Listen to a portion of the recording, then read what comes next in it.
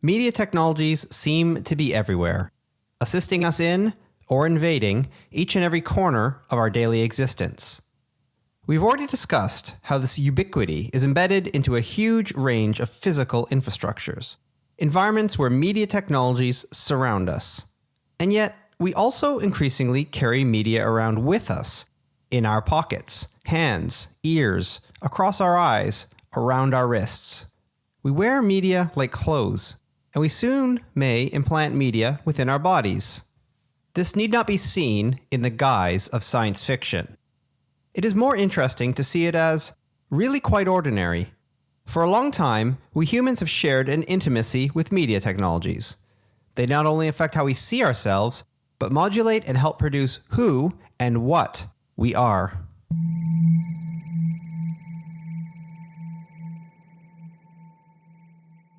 Media Technology and Culture is a podcast series by me, Scott Rogers. In this series, we'll be taking a thematic look at media, understood as technologies. We explore the histories of media, as well as more recent developments, and not always necessarily in a linear progression. Some of you listeners will also be students on my module, Media Technology and Culture, in which we'll discuss and work on some of these themes in more detail. This episode is the 7th in our series, focused on embodied technologies. The key idea I want to get across is this. It seems inevitable that future technologies will be more and more embodied, perhaps even embedded into our bodies. But we should be careful not to exaggerate the novelty of this. We have long been intimately entangled with media.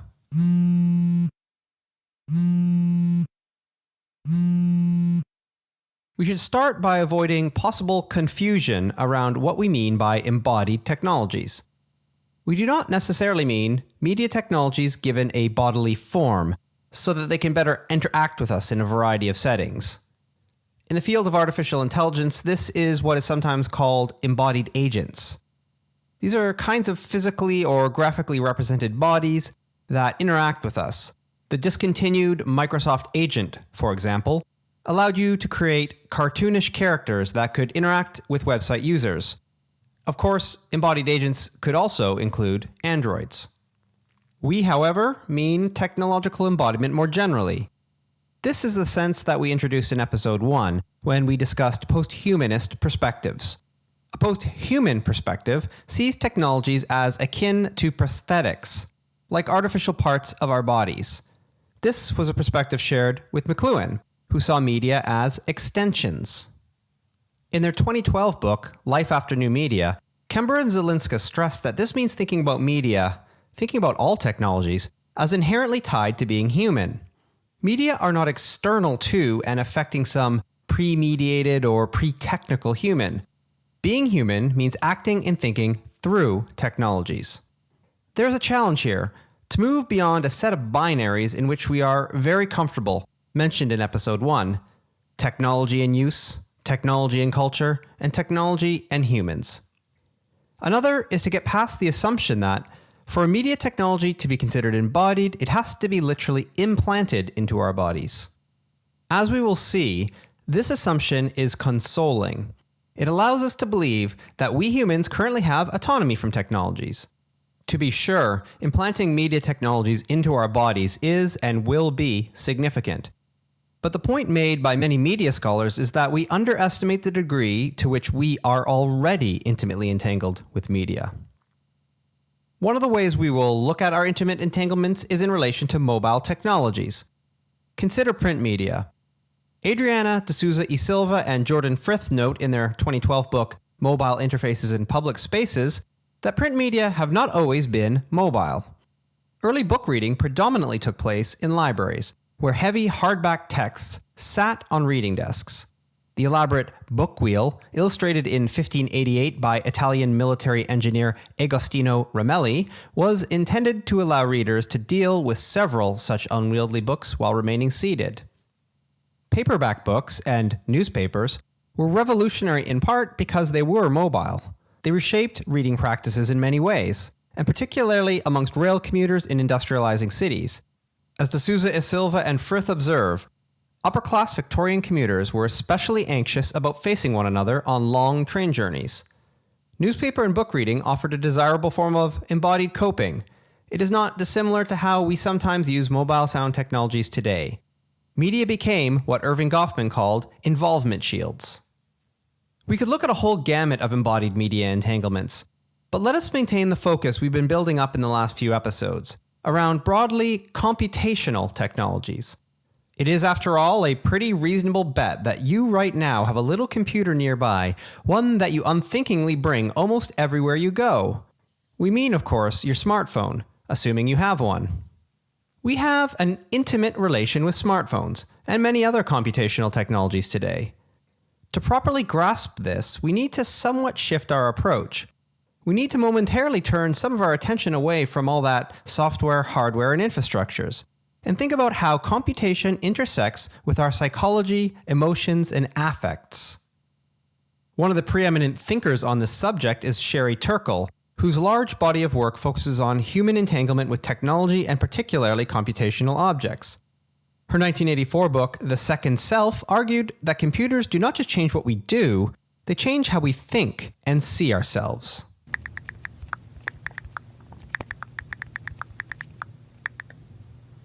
Let's start with the humble mobile phone. Remember these? The mobile devices, which were mainly used for voice calls and text messages, perhaps a low-res photo here or a basic video game there.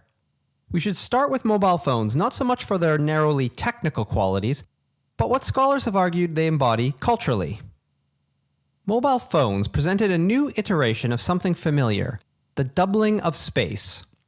We discussed this in relation to television in episode 2. Early television can be considered a doubling of space, in which viewers situated in private settings are connected to a public world. For example, being presented images of inner-city issues from the seclusion of a suburban home. In some ways, mobile phones did the reverse. They helped us bring private spaces into public settings. And in so doing, they raised a series of questions about existing norms of public etiquette, such as the appropriateness of taking a call during a restaurant meal. Mobile phones were also an interesting case study of user-led domestication and invention. Recall Lisa Gittleman's appeal in her 2006 book, Always Already Knew, for us to think about media use as a form of production. She showed how female homemakers effectively made the phonograph into a new form of music media. Now, think about the deep impact of texting practices, emerging especially from how younger people used mobile phones for communication with friends. This has deeply shaped how we use social media, messaging apps, the development of predictive text and autocomplete affordances. All thanks to inventive practices born from the embodied situation of cradling this small device in one's hands, tapping away at tiny little numbered buttons. Katz and Akes, in their 2002 edited book Perpetual Contact, made the broad claim that the emergence of mobile phones embodied a new apparatgeist. By this, they mean a machine spirit. One might go and study different norms around mobile phone etiquette in different cultural contexts, but at the broader scale there are, they argued, patterns of convergence related to mobile communication. Convergence around one important idea and ideal: perpetual contact with others. May and Hearn, in a 2005 article entitled The Mobile Phone as Media, looked at how the mobile phone's history involved a transition from interpersonal communication device to media platform. The fact that they are writing in 2005 is significant. It's 2 years before a major transformation was about to arrive in mobile technology. This is a change we will come to shortly, but that change did not miraculously and suddenly render mobile phones into media. This was a longer process. Since the late 1990s, mobile phones were increasingly being customized and personalized by their users, with simple monophonic ringtones, changeable plastic covers, and hand-knit cozies. By the early 2000s, 3G connectivity, certain data processing capacities, cameras, and icon-driven media centers were also beginning to appear. May and Hearn argue that these processes already represented an abstraction of mobile phones from their original intended purpose. They became media that were personalized and aestheticized. Users had developed more intimate relationships with their mobiles, beyond their functioning as transparent mediums of interpersonal communication. More and more, they became an identity extension, an accoutrement to the person. This is a day I've been looking forward to for 2.5 years.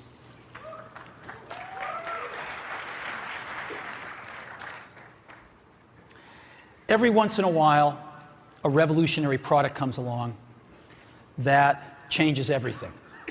On the 9th of January 2007, Apple co-founder Steve Jobs made a presentation at Macworld San Francisco. Almost straight away, he toyed with the audience, claiming that he was launching 3 devices at this event. So, 3 things: a widescreen iPod with touch controls, a revolutionary mobile phone, and a breakthrough internet communications device. An iPod, a phone, and an internet communicator. An iPod, a phone. Are you getting it? These are not 3 separate devices. This is one device. And we are calling it iPhone. Today, Apple is going to reinvent the phone. The iPhone was not the first smartphone, but it was the device which alerted everyone to this emergent media technology. Smartphone is a portmanteau, a fused word which amalgamates new and old. Its first element, smart, is a prefix that today is usually associated with computation, but also, of course, cleverness. With phone, we are given something more familiar, the residual media, the remediated object, with which this device shares some properties and surface resemblances. James Miller, in a 2014 article in the journal Mobile Media and Communication, suggests we think about the smartphone as a potentially illuminating theory object. Not only might we attempt to better understand the smartphone or give it context using existing theoretical perspectives, the smartphone itself might also encourage us to ask new and broader conceptual questions about media and mediated experience more generally. One of Miller's main arguments is that smartphones embody a broader shift away from media as material devices to media as a set of embedded functionalities. What he means is that smartphones are not just small computers. They are not just little metamediums, to restate the notion identified with Manovich in episode 5. Rather, for Miller, smartphones might indicate a shift to media being embedded into both our bodies as well as built environments. They're leading us to a situation of increasingly mixed reality, where our physical inhabitation of the world is increasingly overlaid with various forms of personal and environmental media. Miller frames this shift under the banner of mediatization. At the most general level, mediatization refers to the difficulty we experience today in distinguishing between mediated and non-mediated experiences. Perhaps one of the most convincing arenas of mediatization theory is politics.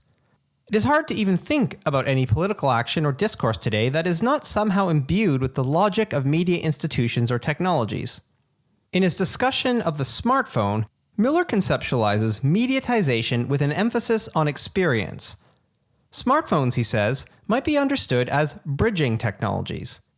This is to say, we should think about what they might be taking us partway towards, a situation in which media are so ubiquitous that they become incorporated into and indistinguishable from our bodies and physical environments. But even if smartphones are bridging technologies, Miller says, this is not reducible to their technical features. It also has to do with their intimate entanglements with us. These are devices we hold, really cradle, in our hands. We keep them in our pockets. Their screen might illuminate our face in a darkened room before we go to sleep.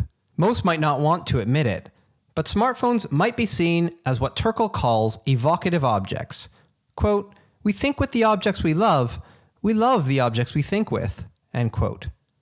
Miller suggests that the smartphone makes obvious the problems with the idea of a purely biological mind. According to philosophers such as Andy Clark, humans are, quote, "natural-born cyborgs," end quote. How we think, and even to a degree what we think, or at least can think, is entirely interwoven with non-biological forms. So the smartphone might be seen as a continuation of humans having an extended mind, In the longer term, the smartphone itself might be regarded as a relatively primitive version of such cognitive externalization. If you have ever lost your smartphone or accidentally left it at home, you might have been encouraged to recognize this. In such an instance, you are not only left without your smartphone device, you are left without all of your acquired habits that depend on your mind, body, and device working in sync. For example, how you navigate the city, make arrangements or keep in touch with friends, pay for things, fill in time with music or interesting podcasts about media technology and culture, or take photos, not just to make memories, but maybe to avoid writing something down. Losing or misplacing a device like this can be like losing part of your body and mind. At least if you treat body and mind as including external things not permanently connected to you or implanted into you. It is true that we like to think of ourselves as separate from our devices.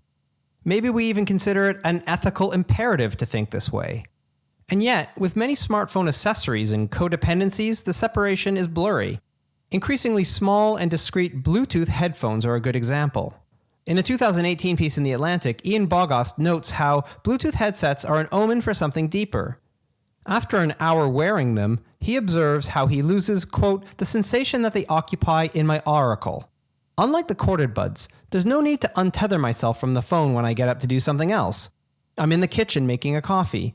Then I'm outside getting in the mail. I might or might not be listening to music or talking on the phone, but it doesn't matter anymore. I could be, at any time and without impediment. I could also pose requests to or initiate tasks to Siri. I am connected to the phone, and therefore the world, without being tethered to it directly. End quote. Bogost notes that headsets like Apple's AirPods are still obtrusive. They look, he says, quote, a little ridiculous. White sprouts hang down an inch below the ears where the cords would attach. But eventually it won't matter, as people will get used to everyone having wireless buds stuck in their heads. Not like they're used to wired earbuds in the train or on the sidewalk or at the dog park. No, more like they're used to people staring at their phones all the time, anywhere. The earbuds won't disappear just like the smartphones haven't, but they will become invisible as they become ubiquitous.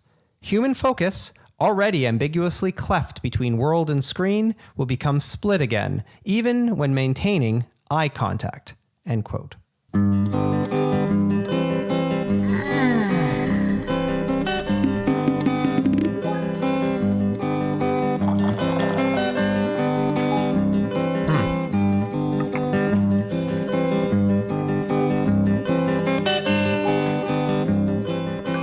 You're hearing one of the fanciful conceptual walkthrough videos produced for Google Glass. The user, just awakened, has his hands occupied with things like making coffee and eating a breakfast sandwich. But his appointments for the day, weather, and so on appear in his field of vision. Glass was a less successful wearable, at least as far as mass-market devices go. Essentially, it was a pair of glasses as computer interface. It made use of an optical, head-mounted display, voice commands, and a small swiping interface on one of the temples. Its early prototype required a smartphone link, which allowed it to offer a series of apps which might be useful within the user's field of vision. For example, navigation, sporting data like golf course information, real-time translation, recipes, and of course, photography. The prototype partly ran aground on privacy concerns around, for example, surreptitious photography.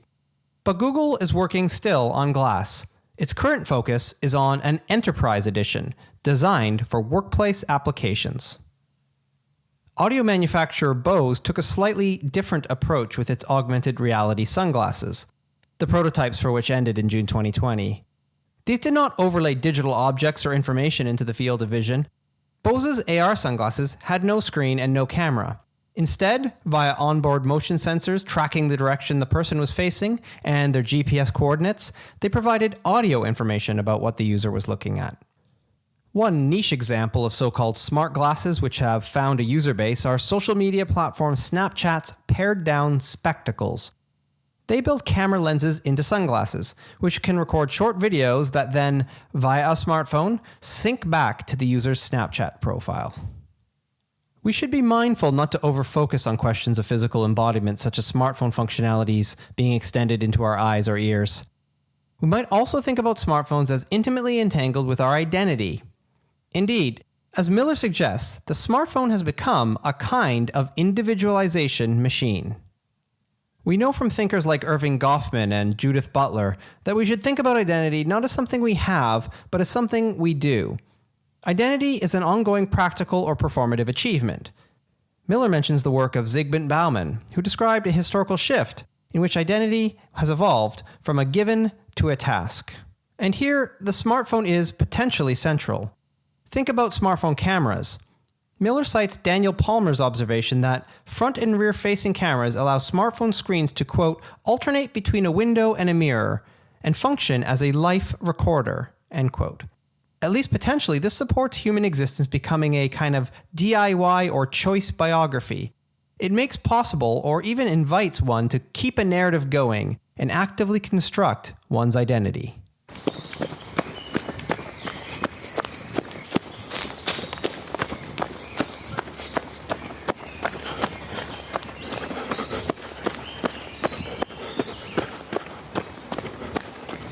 Our entanglements with mobile media are not just a case of us more or less consciously sharing and accessing information with our eyes, ears, or digits.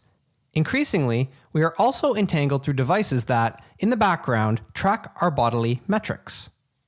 One of the most obvious media forms in this respect are wrist wearable tracking devices such as Fitbit or Apple Watch. These technologies are in many ways closely related to smartphones, and not only because wrist wearables usually need to sync with them. They also extend the ecology of apps from smartphone to body, and through that ergonomic connection, change how the app is used. Of course, like the smartphone, they also nod at a prior media form, in this case the watch, as an entree to the new.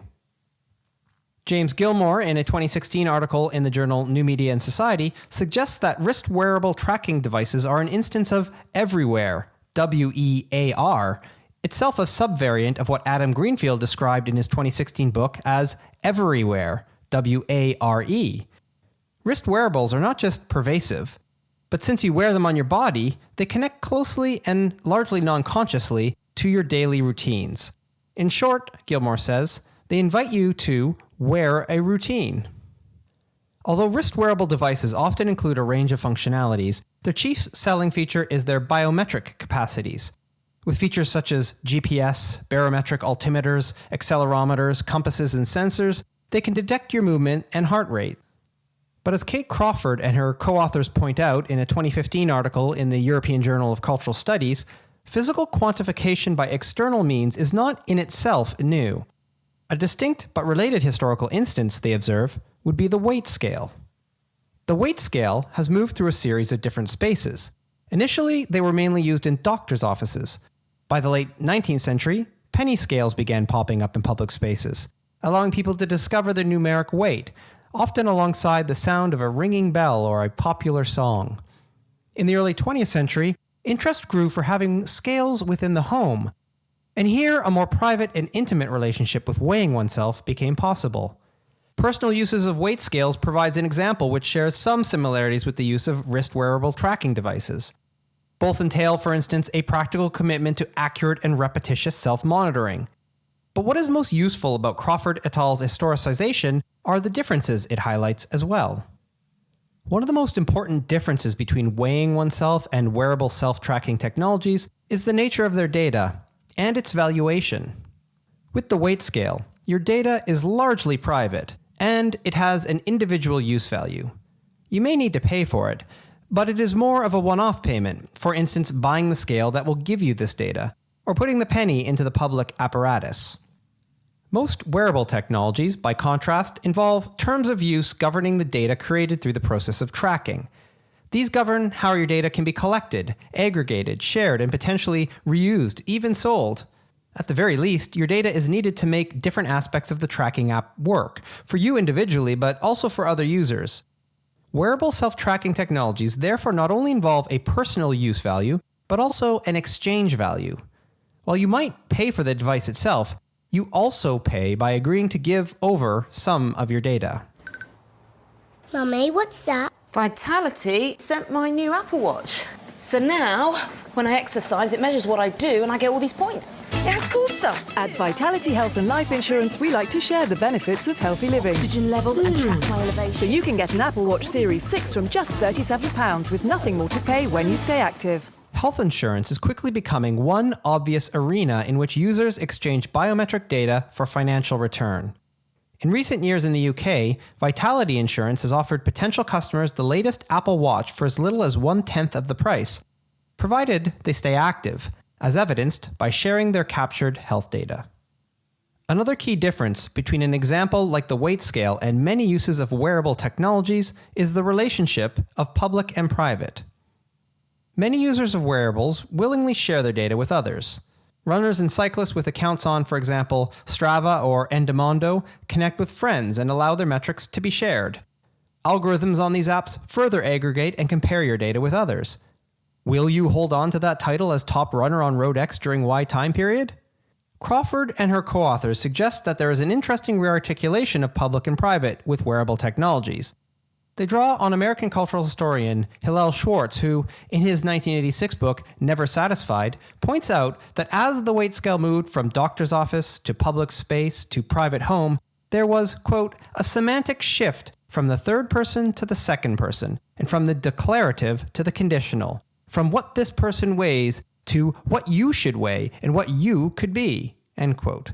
Wearable technologies seem to reinstate such a third-person public and sociable dimension, alongside a declarative second and first person as well. There is one close similarity between the historical example of the weight scale and self-tracking wearables. Both, say Crawford et al., involve a moral epistemology in which only by accurately and even scientifically measuring bodily conditions can one, quote, lead a good life, end quote. There is an assumption at play here that numerical accuracy is the most immediate path to truth and self-knowledge. Crawford et al. Discuss some examples of vintage weight scale ads as well as those of contemporary self-tracking technologies. Both, they find, seem to put forward, quote, the belief that the better the data, the better the quality of self-knowledge, and so a better human is created. Recent years have shown how data leakages and data exhaust from wearable tracking technologies can raise considerable ethical issues. Some of these issues stem from any technologies that are location-based. As D'Souza e Silva and Frith point out, significant privacy issues can arise when geographic location gets joined with person-based information. Digital surveillance extends from your personal identity to your personal position in space. One interesting case was the accidental release of sensitive information about the location and staffing of military bases and spy outposts around the world. Health tracking app Strava's data visualization map, which showed all tracked user activity, included, for example, a very clear visualization of the US military base in Helmand Province, Afghanistan, clearly demarcated by the routes taken repeatedly by jogging personnel. Crawford and her co-authors highlight Black Mirror-like, but entirely plausible, scenarios in which self-tracking data might be used in legal proceedings. Might it be possible to obtain health data via a court order, for example, to substantiate or disprove contentious insurance claims? Or perhaps tracking data might help establish an alibi or demonstrate a suspect's proximity to a murder scene? These kinds of developments, which are not far on the horizon, will surely test our trust in institutions, not to mention our willingness and ability to challenge the authority of the platforms controlling this biometric and locational data. We should also remember that self-tracking might not always be something one can easily opt out of. Recent Amazon patents show designs for a wristband that could precisely track where warehouse employees are placing their hands. And get this, it would use vibrations to nudge the hands in different directions. The concept is meant to streamline the fulfillment of orders, and of course, add in another layer of surveillance and control at work. Our next episode on participatory technologies is part of a set of 3 episodes, our final 3, which will be themed around a set of contemporary issues. So until then, I'm Scott Rogers, and you've been listening to Media, Technology, and Culture.